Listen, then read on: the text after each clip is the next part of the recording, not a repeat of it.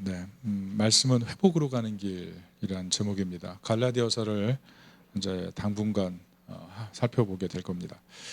현대 시대를 사는 중에 우리가 느끼는 것은 이 시대에 참 은혜와 평강이 필요하다는 겁니다. 왜냐하면 값없이 주는 사람이 없거든요. 그리고 마음에 기쁨과 평안을 주는 그런 환경도 찾기가 어렵다는 겁니다. 금주 제가 이제 두 가지 글을 읽었는데요. 하나는 굶주림 때문에 빵을 훔치는 어떤 할머니에 대한 얘기입니다. 판사가 판결을 하는데 그런 얘기를 하는 거예요.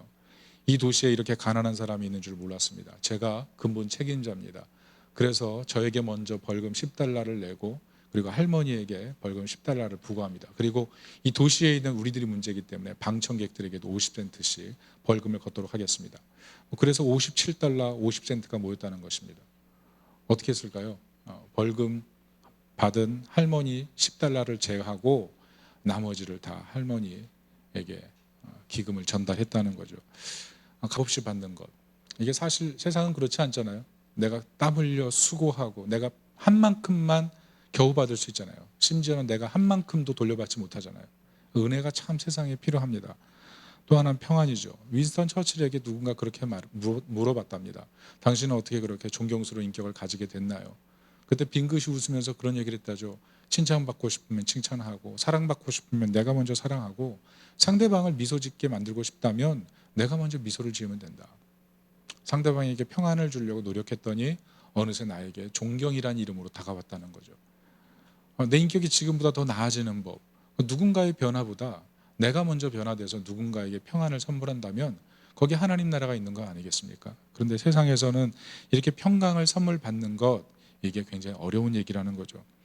왜 그렇습니까? 스트레스가 너무 많아요. 미래에 대한 두려움도 많고 그러니까 마음이 불안해서 제대로 은혜를 베풀 힘도 그리고 누군가에게 평강을 선물하는 것도 굉장히 어색해졌다는 겁니다. 그런데 성경을 보면 성경은 원래 이런 세상으로 지어지지 않았다고 얘기합니다. 태초에 하나님께서 지으신 공동체는 에덴 아니었어요?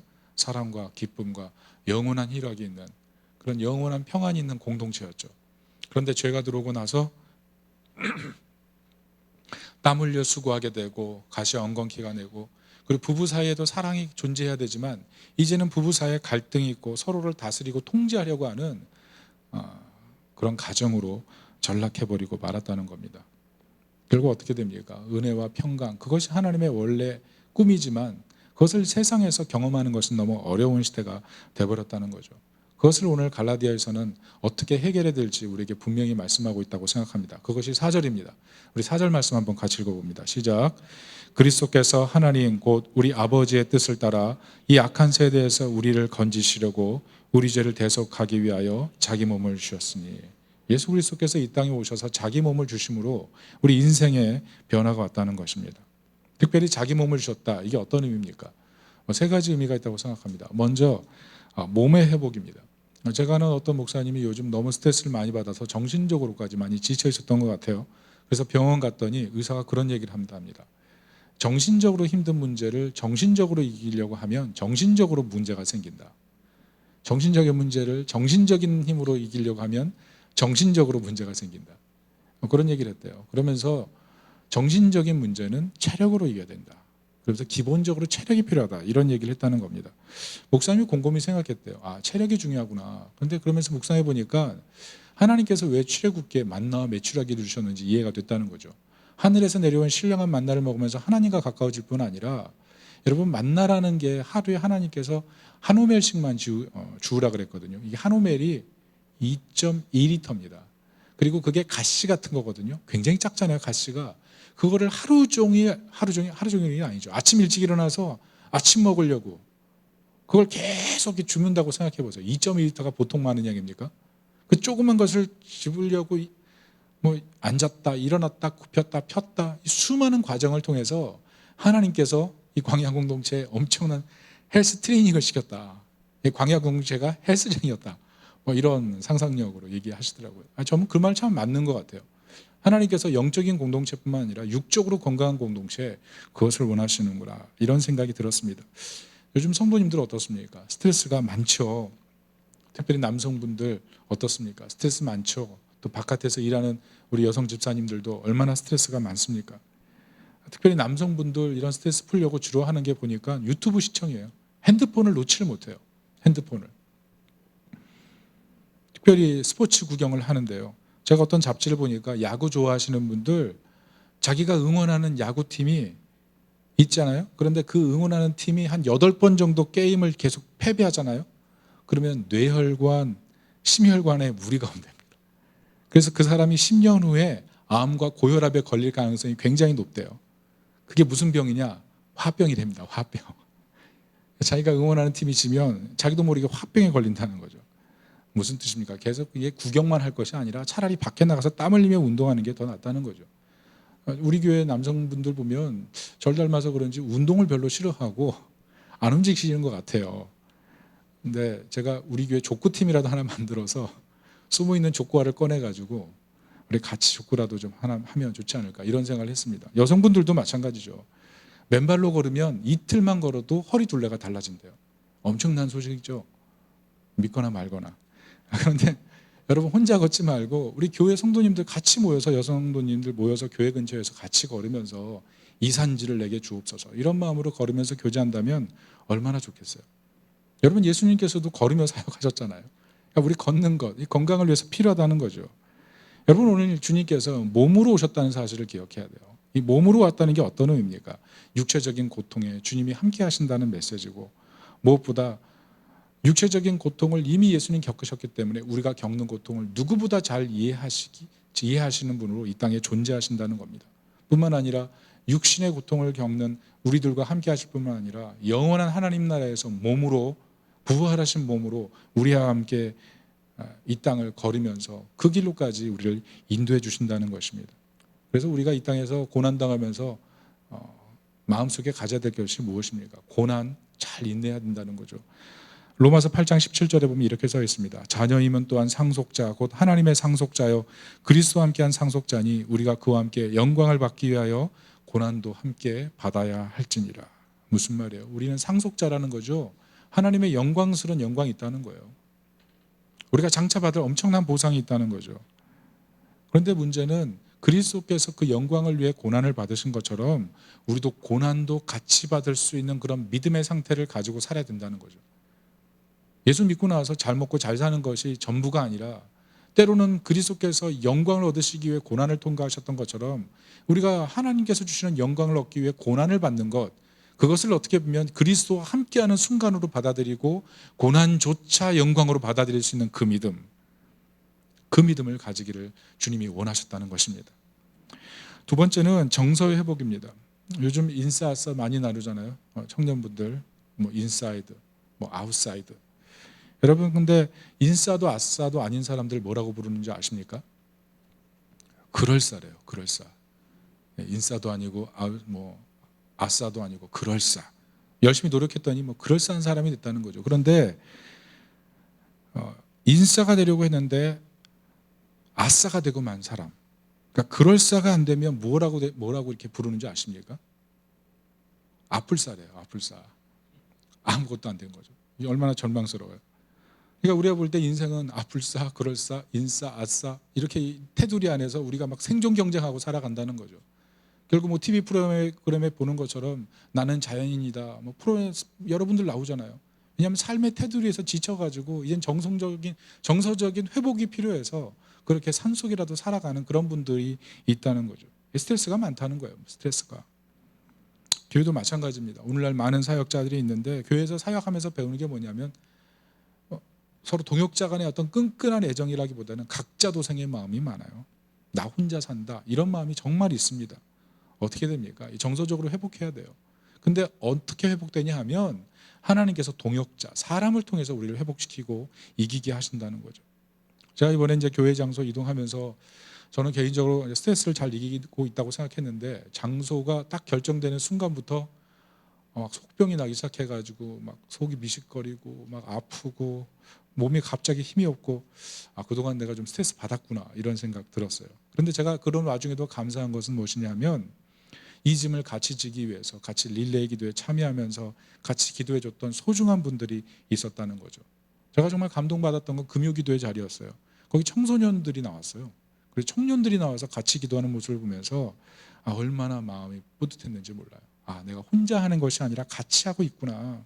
그런 기도를 통해서 이 자리까지 인도받았는 줄로 믿습니다. 특별히 어떤 집사님은 그런 얘기 하시더라고요. 목사님, 교회 예배 장소 어떻게 해요? 우리 재정 부족한데 제가 로또라도 사겠습니다. 속으로 어땠을까요? 많이 사라. 많이 사라. 이런 생각도 이렇게 잠깐 들었어요. 그런데 그런 마음이 너무 귀하지 않아요? 지금 뭐 당장 뭐 할 수 없는데 그런 거라도 해서 좀 뭘 해볼까요? 이런 마음, 그 마음이 참 귀하게 마음에 와닿았어요. 그리고 아무도 모르게 교회 아무도 없는 시간에 와서 기도하고 돌아가는 그런 분들도 있었던 것 같아요. 여러분, 인생을 살면서 참 고적한데 그때 누군가 내 옆에서 기도로 돕고 같이 그 아픔을 같이 울어줄 수 있는 사람이 있다면 그것만큼 행복한 게 어디 있겠습니까? 특별히 우리 교회 이 장소 옮겼는데 이 장소는 이전보다 비용이 더 많이 들어요. 그래서 사실 많이 좀 조금은 부담이 됩니다. 조금이 아니라 좀 더 부담이 됩니다. 그런데 어떤 성도님께서 그 얘기를 알고 3회차 비용을 미리 지불을 하신다고 결심을 하셨어요. 그래서 이제 헌금을 하신 것 같은데요.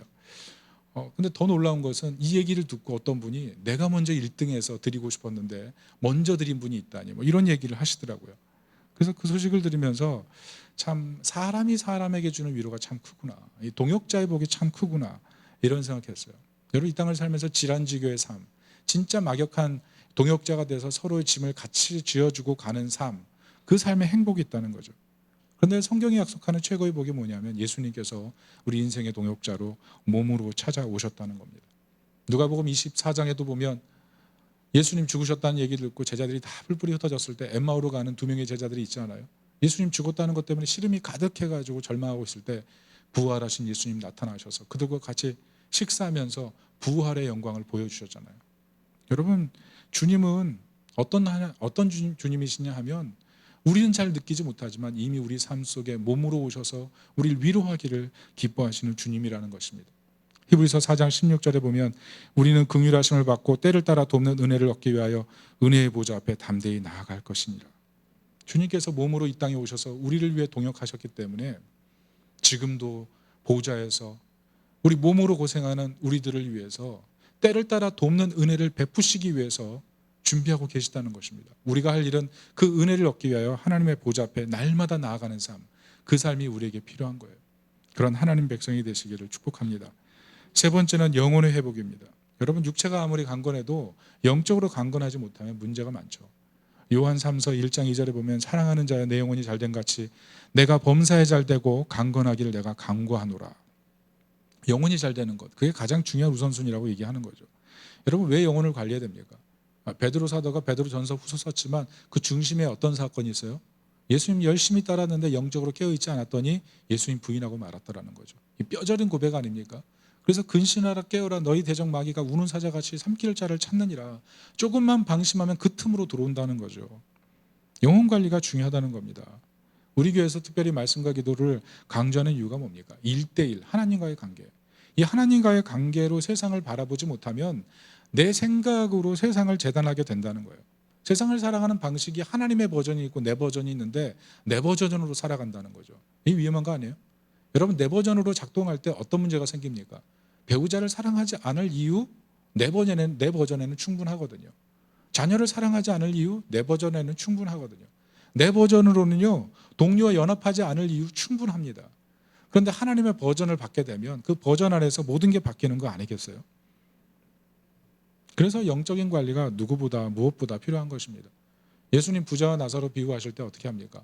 여러분, 상 아래서 나사로 거지가 뭐 음식 떨어진 거 주워 먹는 거 부자가 상관하지 않았어요. 그런데 어느 날 깨보니까 부자의 삶에 뭐가 놓여 있어요? 화려한 만찬이 아니라 지옥이라는 무서운 곳이 놓여져 있잖아요. 달란트 비유도 어떻습니까? 한 달란트가 얼마예요? 금 34kg예요. 그게 돈으로 하면 20억입니다. 엄청난 가치죠. 그런데 주인이 어떻게 이렇게 나에게 조금만 맡길 수 있어? 5달란트도 있고 10달란트도 있는데 왜 이걸 맡길 수 있어요? 라면서 불만투성이잖아요. 불만투성. 그런데 이 달란트 비유의 핵심이 뭡니까? 종말 비유거든요. 여러분, 언제 주님 오실지 모르는 그런 상황에서의 종말 비유예요. 그러면 그때 5달란트, 1달란트, 10달란트 그거 따지게 생겼습니까? 자기 주신 대로 열심히 뛰다가 주님 오시면 맞이하는 것. 이게 달란트 비유의 정말 중요한 내용이거든요. 그런데 우리는 비교만 하다가 아무것도 안 한다는 거예요. 한 달란트 받은 사람처럼 땅에 묻어 놓는 거예요. 얼마나 주님이 답답하면 바깥 어두운 데 내어 쫓으라고 얘기합니까? 경고하는 거죠. 깨어 있으라는 거죠. 여러분, 영적으로 깨어 있지 못하면 우리는 엉망인 선택을 너무 정당하게 할 수 있어요. 그 선택을 굉장히 길게 끌어가면서 나는 이러니까 이 모양으로 살아야도 돼라고 생각할 만큼 위험한 선택을 우리 할 수 있다는 겁니다. 그래서 항상 복음을 기억해야 돼요. 복음이 뭡니까? 예수님께서 이 땅에 몸으로 오셔서 희생하시고 자신의 몸의 영광을 우리에게 부어주신 거 아니에요? 우리 하나님 자녀 된 거잖아요. 여기에 대한 감격이 있어야 된다는 거죠. 최근에 시청률 10%가 넘는 그런 드라마가 있더라고요. 그래서 저는 이런 것들을 항상 주시해서 봅니다. 왜 시청률이 높을까? 그럼 반드시 그걸 찾아보는데, 여러분 혹시 아십니까? 드라마 연인 보십니까? 사극인데 멋진 남자와 아주 아름다운 여인이 나와가지고 서로 애틋한 사랑 얘기하는데, 저는 항상 이런 얘기를 하면 저는 세속적인 목사고 여러분 굉장히 거룩하신 분 같아요. 30분이나 그 러브 스토리를 요약해가지고 아직도 안 끝났어요.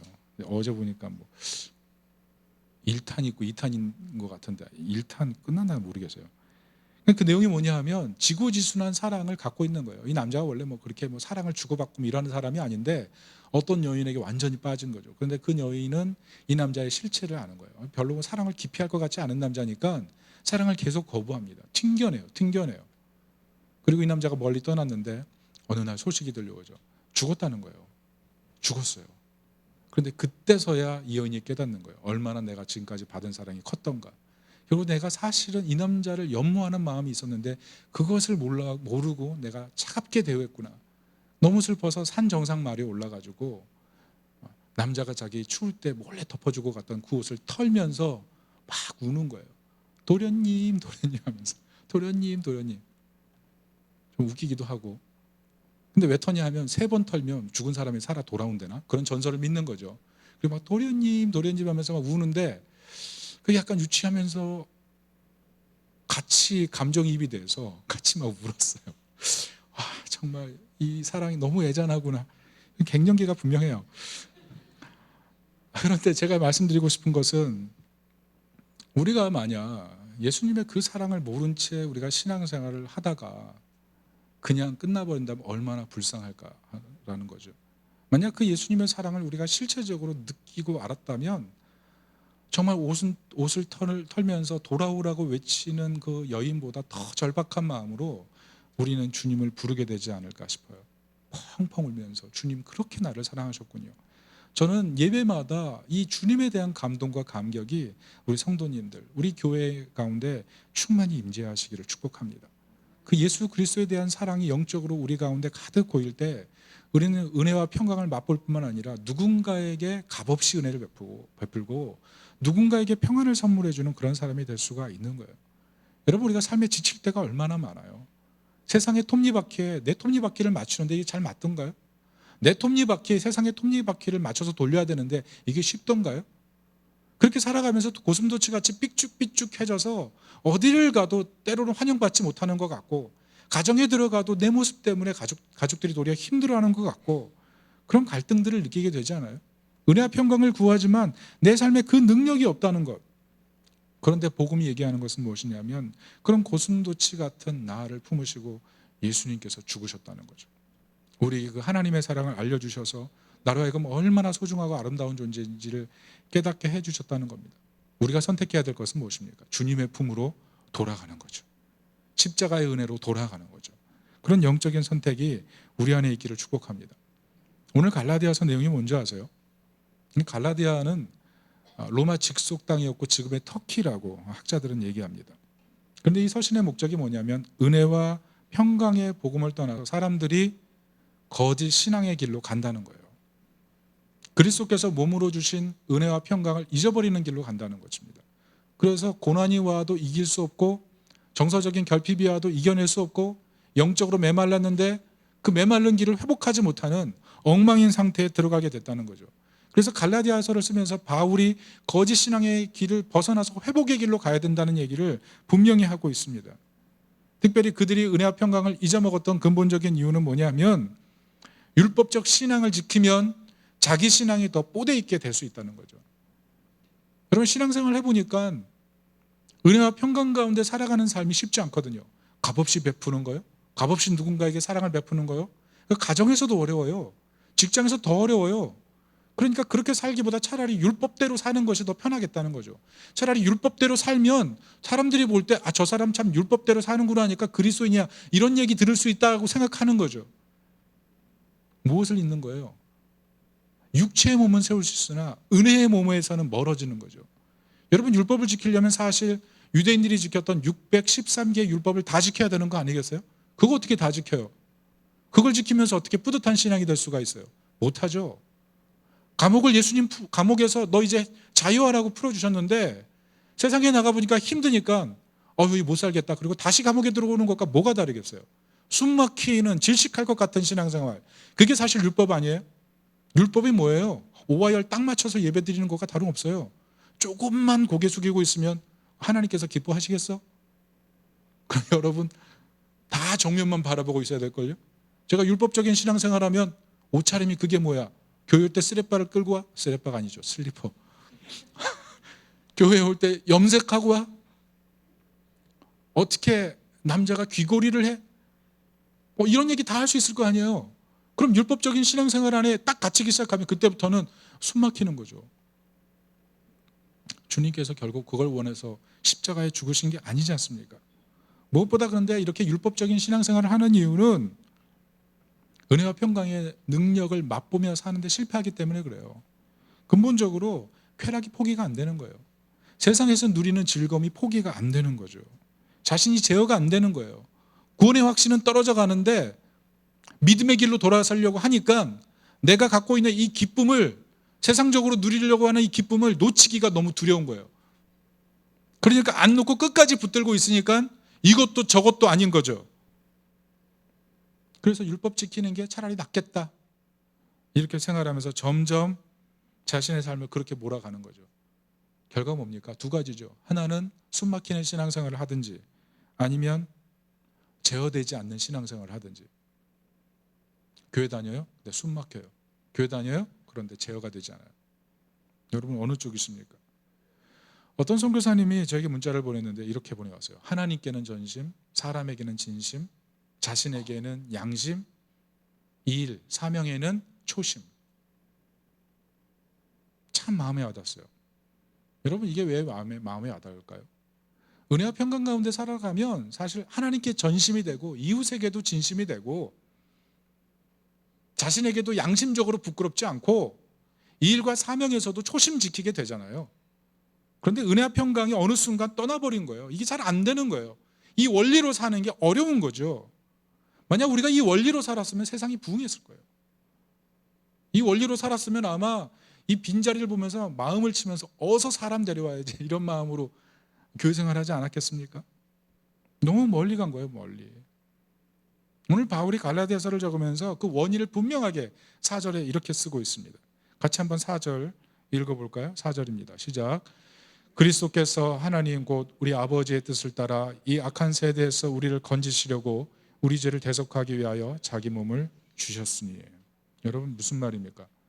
이 세대가 내가 생각하는 것보다 더 악하다는 거예요. 내 힘과 내 능력으로 이기기에는 이 세상 호락호락하지 않다는 얘기입니다. 여러분 악한 세대의 특징 두 가지로 정리하면 그렇죠. 전 그렇게 생각합니다. 신앙생활 편하게 하라. 이런 메시지를 세상에 참 많이 주는 것 같아요. 너의 삶이 힘들지 좀 편하게 살아. 네 삶이 편한 쪽으로 결정해. 그런데 여러분 편안하게 하나님을 사랑하고 반대 없는 헌신의 길로 갈 수 있습니까? 예수님 분명히 말씀하시기를 십자가 지고 나 따라오라 그랬잖아요. 그래야 구원이 있잖아요. 근데 십자가 지지 않는 헌신의 길, 그게 가능합니까? 하나님을 사랑하는데 너무 편안한 길로만 하나님을 사랑할 수 있나요? 하나님을 사랑하는데 때로 어려움도 있어야 되잖아요. 그런데 그런 거 다 빼놓고 편안한 것만 선택하고 있는데 어떻게 신앙이 성장하겠어요? 그런데 이 악한 세대가 그렇다는 거죠. 세상 문화가 편안한 길로 가라, 네가 좋은 길로 가라, 반대 없는 길로 가라, 적 없는 길로 가라. 그게 문화거든요. 문화 메시지거든요. 그 문화에 동조돼서 살다 보니까 신앙생활도 그렇게 하게 된다는 거예요. 신앙생활도.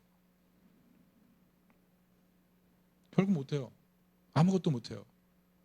모태신앙. 왜 모태신앙이에요? 아무것도 못해서. 어릴 때부터 신앙생활 열심히 하고 교회 다녔는데 실제로 그 사람을 통해서 감동이 돼서 변화받고 교회 다니는 사람 몇 명이나 있는지. 우리가 그렇게 약해져 간다는 거죠. 특별히 약한 세대의 특징이 두 번째가 뭡니까? 생각보다 적이 세다는 사실을 까먹는다는 거죠. 이 적에 대한 관심이 현저하게 떨어진 상태로 살아간다는 거예요. 나를 넘어뜨리려고 하는 그 시험에 대해서 확실하게 생각하면서 그것을 대적하려고 하는 그런 마음가짐을 갖고 살아가지 않는다는 거죠. 마가복음 9장에 보면 예수님께서 변화산에서 하나님의 영광을 보여주십니다. 그런데 그 영광 가운데 정말 인간의 부끄러움도 드러나거든요. 어떤 장면입니까? 변화산 아래에서 예수님의 제자들이 귀신 쫓아내려고 하는데 실패했죠. 완전 망신이에요. 이 제자들이 다른 곳에서 가서 막 귀신 쫓아내고 성공의 기쁨을 갖고 예수님 앞에 와서 귀신들이 땅에 떨어졌습니다 라고까지 고백했잖아요. 근데 안 되는 거예요. 그래서 결국 예수님 불러가지고 귀신 쫓아내지 않습니까? 예수님께 질문해요. 제자들이 이렇게 말하죠. 우린 어찌하여 능히 그 귀신을 쫓아내지 못하였나이까? 최선 다했거든요. 그런데 안 되는데요, 주님. 저는 이것이 오늘날 사회의 문제가 아닌가 생각해요. 분명히 최선을 다해 살거든요. 가정에 최선 다하고 직장에 최선 다하고 나름대로 최선 다하고 살아가요. 그런데 이기지 못하는 거예요. 은혜와 평강이 내 삶에 가득하지 못한 상태로 살아가는 거죠. 그래서 더더욱 고립감에 빠지는 거예요. 아무것도 못하게 되거나 아무것도 안 하게 되거나. 그런데 예수님께서 정확히 해답을 이렇게 설명하셨습니다. 기도와 금식 외에 다른 것으로는 이런 종류가 나갈 수 없느니라. 이게 정말 실패하는 이유라는 거예요. 최선을 다하지 않아서 실패한 것이 아니라 너희가 최선을 다했지만 너희 힘으로 이길 수 없는 레벨이 따로 있다는 거예요. 우리가 그것을 알아야 됩니다. 우리 힘으로 이길 수 없는 레벨, 내가 최선을 다해도 도달할 수 없는 그 부분이 있다는 거예요. 그 부분을 인식하라는 겁니다. 우리는 교회 생활하면서 우리 교회를 다니면서 이전보다 더 봉사하고 이전보다 더 기도 생활하고 이전보다 더 성경을 더 읽고 하나님에 대해서 더 이해도가 넓어진 분이 있을지 몰라요. 그런데 영적인 상태는 그대로인 사람이 있을 수 있어요. 영적인 상태는 진정한 은혜와 평강 가운데 들어가지 못하는 상태로 그냥 고착되어 있을 수가 있어요. 하나님께 전심이 안 되고 이웃에게도 진심이 안 되고 양심에 부끄럽지 않은 상태로 살 수도 없고 일과 사명에 대해서 초심도 잃어버린 채 그냥 떠밀려 가다 살아가는 모습이 우리 가운데 얼마든지 생길 수 있다는 거죠. 제 이모님 예전에 한번 얘기했는데요. 이번 지난주에 저희 집에 방문하셨어요. 나이가 많이 드셔서 이제는 좀 치료를 받으러 다니시는데 오랜만에 저희 집에 왔길래 여러 가지 얘기를 하다가 제가 궁금한 게 있어서 물어봤습니다. 왜냐하면 저희 이모님이 무당전도 잘 하시거든요. 그래서 물어봤어요. 도대체 몇 명이나 하셨습니까? 그랬더니 4,000명 했대요. 4,000명. 저는 한 1,000명 정도, 많으면 1,000명 정도라고 생각했는데 4,000명 하셨대요. 제가 좀 이렇게 섬찟해서 물어봤어요. 어떻게 귀신이 들린 그 사람들을 만났냐고. 그랬더니 문제 없다는 거예요. 내가 지금 전도해서 집사, 장로, 권사, 교회에서 충성된 사람으로 일하는 사람이 굉장히 많다는 거예요. 그러면서 하시는 말씀이 무당 무서워할 필요 없다는 거예요. 무당이 하는 일이 뭐냐면 자기보다 약한 귀신 쫓아내는 거예요. 자기보다 약한 귀신 쫓아내는 거. 레벨이 떨어지는, 그러니까 귀신도 레벨이 있는 거죠. 인싸와 아싸와 그릇싸와 아뿔싸가 있는 거예요. 귀신도. 그러니까 아뿔싸 같은 경우는 이걸 우리 쉽게 내쫓을 수 있는 거죠. 근데 인싸는 힘든 거예요. 인싸는. 이 마가복음 9장에 나와 있는 이 귀신이 인싸 같은 존재인 거죠.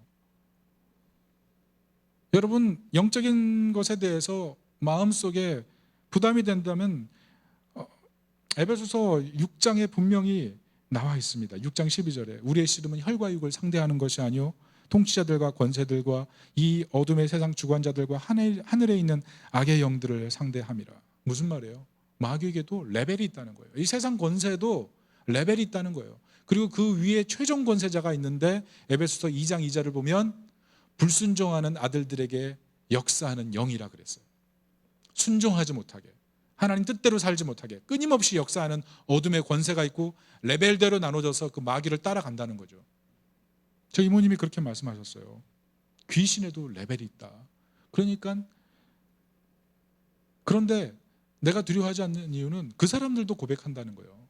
그 사람의 고백이 뭐냐면 네가 믿는 신이 가장 강한 신이다 인정한다는 거죠. 그래서 예수님 믿기 때문에 가장 강한 신을 믿기 때문에 무당 앞에 가서도 떨지 않는데요. 생각해 보세요. 우리가 믿는 신이 예수님이고 정말 이 모든 이름 위에 뛰어난 예수님이신데 우리가 그 레벨이 다르신 그 능력을 의지해서 살기보다 이 레벨 이하의 영적인 존재들에 묶여가지고 그냥 최선을 다하면 되겠지라고 생각하는 삶의 수순에 몰려서 살아간다면 사실 그것만큼 불쌍한 게 어디 있겠습니까? 예수님 뭐라고 그러셨는지 기억하셔야 돼요. 기도와 금식 외에는 이런 유가 나갈 수 없느니라. 이게 중요합니다. 우리 기도 중요한 거 모르는 사람 없어요. 다 기도 중요한 거 알아요. 그래서 안 해서 문제죠. 근데 기도 하나니까 나타나는 결과가 뭡니까? 성경의 권위가 내 삶에 중요하지 않아요. 자신이 얼마나 죄인이도 까먹어요. 내가 그걸 할 수 없는 존재이기 때문에 믿음대로 살 수 없는 존재이기 때문에 하나님을 의지해야 된다는 사실을 잊어버려요. 세상의 문화가 그럴듯한 한데 그 문화에 관련해서 사는 정도로 살아가는 것만 해도 다행이라고 생각하고 살아요. 그래서 윤리도덕적으로 사회 문화가 용인하는 것은 나도 용인하고 마는. 그래서 내가 믿음 있는 사람인지 믿음 있는 사람이 아닌지를 사람들이 구분하지 못하는 그런 상태에 이르게 되는 거예요. 사회가 허락하는 수준의 문화는 다 받아들이려고 하는. 얼마나 무서운 것입니까? 만약 이런 상태라면 우리가 누구를 상대하겠어요? 어떻게 시험을 이기겠어요? 기도와 금식 외에는 이런 종류가 나갈 수 없느니라. 예수님 말씀을 우리가 기억해야 돼요. 내 안에 있는 어둠을 완전히 박살내는 능력. 이 세상의 어둠의 레벨을 감당하고도 남는 강력한 위로부터의 능력, 이 성령의 능력, 그 능력을 사모할 때 우리는 몸의 회복, 정서의 회복, 영혼의 회복, 하나님을 향한 전심, 이웃을 향한 진심, 양심에 대해서 올바러지고 자신의 일에서도 초심을 지키는 그런 하나님의 사람이 된다는 것입니다. 생각해 보세요. 난 얼마나 기도하고 있는지, 난 얼마나 기도가 중요한지. 혹시라도 지금 내 가정은 어느 정도 잘 돌아가니까 괜찮다고 생각하십니까? 내 직장 생활 괜찮으니까 나도 괜찮다고 생각하십니까? 내 자녀가 괜찮으니까 나도 괜찮다고 생각하십니까? 아니 반대로 직장도 괜찮지 않고 인생도 괜찮지 않고 가정도 괜찮지 않은데 만약 기도하지 않는다면 하나님과 접촉하는 삶을 살고 있지 않다면 우리는 어떻게 될까요? 기도와 금식 외에 다른 종류로는 이런 종류가 나갈 수 없느니라. 기도의 시간을 좀 몰입하라는 거죠. 기도의 장막터를 세우라는 거예요. 성막에 하나님의 영광이 임한 것처럼 우리 삶에 모여서 하나님께 기도하는 삶, 하나님의 영광을 볼 때까지 기도하는 삶, 그런 삶으로 삶의 틀을 좀 바꿔가라는 겁니다. 저는 우리 사랑하는 예수와 함께 모든 성도님들이 기도를 통해서 이렇게 심령의 부흥이 일어나기를 축복합니다. 은혜와 평강이 내 마음속에 맛보아질 때까지 기도를 포기하지 않고 하나님께 기도하는 그런 하나님의 사람이 되시기를 축복합니다. 인생은 끝장 보려고 하는데 하나님 나라와 영광을 위해서는 끝장 보려고 하는 마음을 가지지 않고 살아간다면 어떻게 우리가 회복의 길로 갈 수 있겠습니까? 오늘 갈라디아서 말씀은 분명해요. 은혜와 평강을 지키고 은혜와 평강 속에 사는 길로 너희가 가라는 거죠. 예수님은 마태복음 6장 33절에 이렇게 말씀하십니다. 먼저 그의 나라와 그의 일을 구하라. 그리하면 이 모든 것을 너희에게 더하시리라. 여러분 부흥을 갈망하십시오. 부흥을 위해 기도하십시오. 우리의 심령이 살아나는 것을 꿈꾸십시오. 그리고 그 심령이 살아날 때까지 기도하면서 우리 삶에 하나님께서 회복시켜 가시는 그 아름다운 영광들을 우리 삶에서 경험하는 그 은혜가 있기를 축복합니다. 말씀의 결론을 맺습니다. 복음이 중요합니다. 은혜와 평강이 나타납니다. 예수님이 자기 몸을 주셨기 때문에 몸의 회복, 정서의 회복, 영혼의 회복으로 나타날 겁니다. 우리 마음에 하나님을 향한 전심, 이웃을 향한 진심, 그리고 자신에게 양심, 사역과 일에서 초심, 그 능력들이 나타나게 될 겁니다. 문제가 뭡니까? 너무 편하려고 하는 거죠. 반대 없는 헌신을 하려고 하는 거죠. 최선으로 자신을 마감하려고 하는 거예요. 최선 다했으니까 됐다. 최선 다했으니까 됐다. 하나님이 원하는 건 그 수준이 아니에요. 하나님이 원하는 수준은 다른 레벨의 싸움을 할 만큼 기도에 집중하라는 거예요. 기도에 집중하라. 특별히 우리가 기도 중에 이곳에 왔습니다. 주님이 길과 진리 되셔서 이곳까지 인도하셨습니다. 히브리서 10장 20절에 보면 그 길은 우리를 위하여 휘장 가운데 열어놓으신 새롭고 살 길이요 그랬어요. 여러분, 비록 우리가 여기를 대여해서 호텔 지하에서 예배드리지만 이곳이 주님의 휘장이 치어진, 이곳에 거룩한 임재가 있는 그 예배당인 것을 믿으시기 바랍니다. 하나님의 영광이 예배드리는 곳에 분명히 나타납니다. 이 휘장 가운데 열어놓으신 새롭고 이 살 길 안에서 우리 모두가 살아나기를 축복합니다. 기도로 살아나기를 축복합니다. 심령의 부흥이 일어나 살아나기를 축복합니다. 하나님과의 만남이 회복되어 살아나기를 축복합니다. 은혜와 평강이 넘쳐흘러서 우리 인생에 이런 하나님께서 주신 은혜를 자랑하고 또 다른 사람들을 이곳에 데려와서 그 은혜와 평강을 맛보게 하는 그런 살아남이 우리 안에 있기를 예수님의 이름으로 축복합니다. 아멘. 우리 다 같이 이 시간 한번 기도할까요? 주님께서는